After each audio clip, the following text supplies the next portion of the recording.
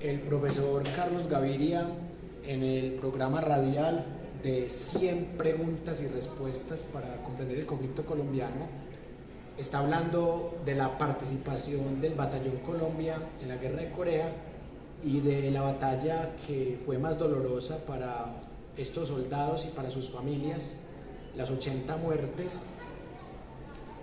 Y acá hemos notado la preocupación por diferentes medios, diferentes investigaciones por mostrar esos testimonios que son importantes, pero más allá de la cantidad de muertes que hubo, más allá de los beneficios que lograron estos veteranos y sus familias, las pérdidas, yo quiero que nos centremos en el punto más importante de la participación de Colombia en esta guerra entre Corea del Norte y Corea del Sur, y es por qué Colombia fue el único país de Latinoamérica que mandó mercenarios para esta guerra. Con esta pregunta quiero que terminemos la clase de hoy. Analicemos muy bien la figura del presidente conservador Laureano Gómez Castro. Fue simpatizante de los nazis, siempre fue ultracatólico, conservador de extrema derecha, pero cuando los nazis pierden la Segunda Guerra Mundial en 1945, él tenía que limpiar su imagen de simpatía con los nazis y tenía que quedar bien con el imperio de Estados Unidos. ¿Y qué mejor forma que quedar bien con el imperio de Estados Unidos que mandar un batallón de mercenarios para apoyar a Corea del Sur contra Corea del Norte? Esa es la explicación más sensata que uno podría encontrar de Laureano Gómez Castro para esa guerra de Corea. Y quiero, para terminar la clase de hoy, mostrarles la última fuente, que tiene que ver con el periódico El Colombiano, que es conservador y que sacó este libro que ya en otras oportunidades hemos analizado y mencionado. Quiero mostrarles la forma como acá cubren ese tema del Batallón Colombia, de la dictadura de Laureano Gómez Castro y sobre todo cómo podemos distinguir entre esto y lo que hemos visto en los otros testimonios. Aquí están los principales puntos del gobierno de Laureano Gómez Castro.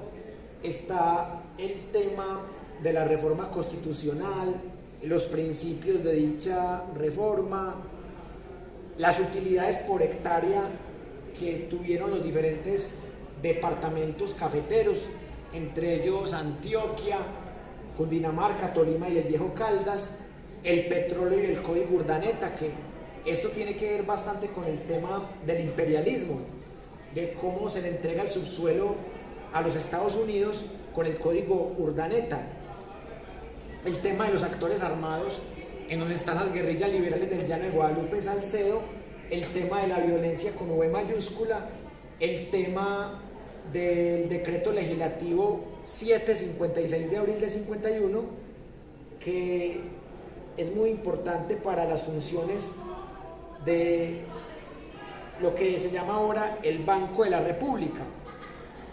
Pero aquí está el apartado que me interesa de este gobierno y de este libro, que es lo que dicen de Colombia en la Guerra de Corea. El 24 de junio de 1950, Corea del Norte, presidida en aquel entonces por un gobierno comunista, protegido por China y la Unión Soviética, invadió a Corea del Sur, aliada de Estados Unidos. La lucha anticomunista era en aquella época la principal bandera de los gobiernos europeos occidentales y del norteamericano, y a ella destinaban buena parte de sus presupuestos nacionales. Estos factores incrementaron los términos del alineamiento político colombiano a los postulados norteamericanos de la llamada Guerra Fría, tal y como lo señaló el canciller colombiano de aquel momento, Evaristo Sourdis. En la Guerra de Corea, Colombia seguiría una irrestricta adhesión a la política internacional de Estados Unidos. Sin embargo, más decisiva para Colombia fue la autorización gubernamental para el envío a Corea de la fragata Almirante Padilla, pues fue el único país de América Latina que participó militarmente en la guerra. La nave zarpó el 1 de noviembre de 1950 y fue destinada a patrullar las aguas coreanas como parte de la Sexta Flota estadounidense. En el curso de la guerra, el gobierno la sustituyó por las fragatas Capitán Tono y Almirante Brión. Sus 180 marinos estuvieron bajo el mando del capitán de corbeta Julio Reyes Canal. Con ellas se participó en el bloqueo de la costa occidental de Corea en conjunto con los cruceros HMS Ceilán y HMS Kenia de Gran Bretaña, el destructor HM Sioux de Canadá y la fragata norteamericana Glendale. En diciembre de 1950, mediante el decreto 3927, se creó el Batallón Colombia, bajo el mando del teniente coronel Jaime Polanía Puyo. El batallón partió de Buenaventura hacia Corea el 21 de mayo de 1951 en el barco Aiken Victory. El equipo completó 3.089 hombres por sustitución, actuando como una sección armada adjunta al Regimiento 21 de Infantería de la División 24 de la Infantería Norteamericana. Los combates en los que participó el Batallón Colombia fueron acciones militares ocurridas entre el 7 de agosto y el 5 de octubre de 1951 y batallas libradas el 19 de febrero de 1952, Acción del Cerro, y 23 de marzo de 1953, Olbaldi. Recuerden que el 23 de marzo era la batalla que analizaba el profesor Carlos Gaviria en 100 preguntas y respuestas para comprender el conflicto colombiano, en donde murieron más mercenarios colombianos, 80. Entre los oficiales que destacaron figuraban los tenientes coroneles Alberto Ruiz Novoa, que se termina siendo de la junta militar que gobierna cuando Rojas Pinilla se ve obligado a renunciar, Carlos Ortiz y Antonio Convers Pardo, el mayor Luis Leiva, los capitanes Jaime Durán Pombo y Álvaro Valencia Tovar, los tenientes Gabriel Puyana y Fernando Landazábal Reyes y los subtenientes Bernardo Lema Henao y Luis Andrade Anaya. En junio de 1953, la guerra llegó a su fin con el acuerdo de tregua de Panmunjom. Los norteamericanos condecoraron al Batallón Colombia con 18 medallas de plata por los combates, 25 de bronce por el valor y por méritos en el servicio, con 2 premios de la Legión del Mérito y 9 medallas de bronce. Según el general Gustavo Rojas Pinilla, quien participó en el Comando General de las Tropas de Naciones Unidas, la participación en la guerra había perseguido 2 objetivos: cumplir con las obligaciones internacionales para defender la civilización cristiana y democrática y entrenar al ejército y a la marina en una verdadera guerra. Bueno, esto es lo que dice este libro llamado Nuestra Colombia, 200 años de vida nacional, del periódico conservador El Colombiano. Miren, en ninguna parte se habla de las razones de Laureano Gómez para enviar estos mercenarios. Se habla solo de los objetivos. El primer objetivo, fanatismo religioso, una cruzada, o sea, que por defender que la civilización cristiana y democrática. Bueno, lo de cristiana no lo dudo, porque en efecto eran fanáticos del cristianismo y del catolicismo, no lo dudo. Pero lo que dudo es que Corea del Sur y Estados Unidos representan la democracia. Son dictadores también, dictadores capitalistas, de derecha, imperialistas, no son ninguna democracias. Entonces miren ustedes cómo este tipo de periódicos conservadores, como apenas es lógico, falsifican la historia. Y lo segundo, que el segundo objetivo era entrenar. O sea, que no, que es que fuimos allá por defender el cristianismo, la democracia y para entrenar. Pero la razón de fondo era el imperialismo de Estados Unidos y también los intereses de Corea del Sur.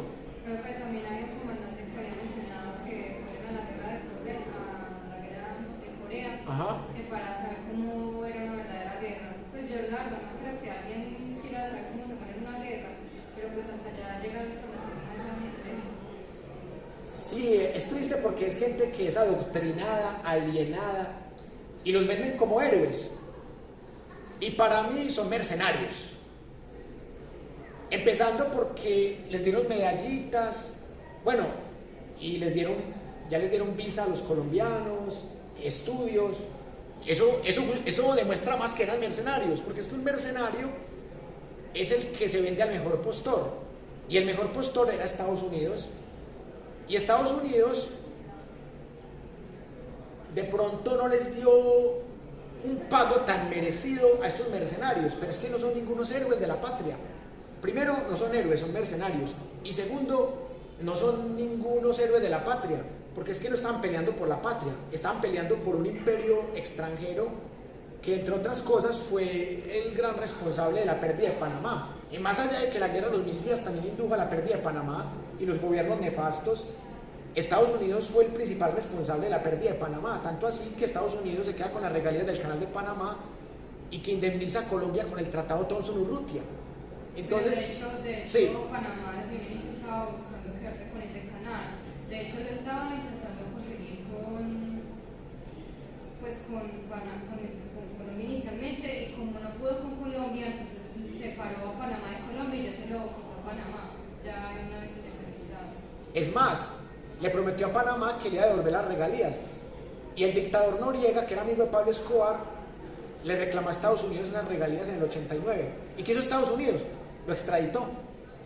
Donde Noriega no se meta con los gringos, no lo extraditan. Entonces a mí me da mucha risa es ver tantas páginas de YouTube, tantos videos, tantos audios, tantos programas de radio, y en todos dicen las mismas bobadas, que no, que es que murieron tantos, y que no, que es que este veterano tal cosa, que este perdió yo no sé qué, que este ganó yo no sé qué, pero no explican las verdaderas causas de la guerra, no explican el verdadero concepto que son mercenarios, y tampoco explican el verdadero concepto que Colombia es un patio trasero de Estados Unidos. Bueno, hemos llegado al momento de las conclusiones, y yo tengo 3 conclusiones rápidas para compartir con ustedes. La primera, definitivamente la historia es un campo de batalla por la memoria, y en la historia se nota claramente cuando una entidad es conservadora y católica y trata de tapar el imperialismo y la alienación, y también se nota cuando una historia tiene errores evidentes, como creer que Fidel Castro era comunista o socialista desde el 48, cuando se volvió socialista y marxista en el 61. Y también que, más allá de que la persona sea historiador o periodista o lo que sea, siempre van a haber unas posiciones encontradas, y el periodista se va a interesar más por los hechos globales y geopolíticos, y el historiador se apega más al hecho puntual, a la fuente primaria, y son 2 formas muy respetables de investigación, y ambas tienen sus ventajas y sus desventajas. La ventaja del periodista radica en que a veces puede tener una mirada más geopolítica, más global, y la ventaja del historiador es que tiende a tener más rigor en los datos, y eso también es bueno. Listo, les agradezco mucho por haber compartido este rato. No nos dio tiempo a analizar estos textos, pero como esos textos analizan la violencia hasta el 64, así que cuando analicemos el tema del Frente Nacional, pues vamos a usar estos textos que no los pudimos utilizar por falta de tiempo. Ustedes saben que en televisión el tiempo es caro y costoso, entonces no alcanzó el tiempo, pero al menos alcanzamos a analizar 1, 2, 3, 4, 5 libros, y ya la próxima clase pues analizamos estos 2 que faltaron con el rigor que merecen, y también para que hablemos de cómo nace el Frente Nacional tras la dictablanda de Rojas Pinilla, y también cómo continúa la Guerra Fría en el mundo. Les deseo un feliz día y hasta pronto.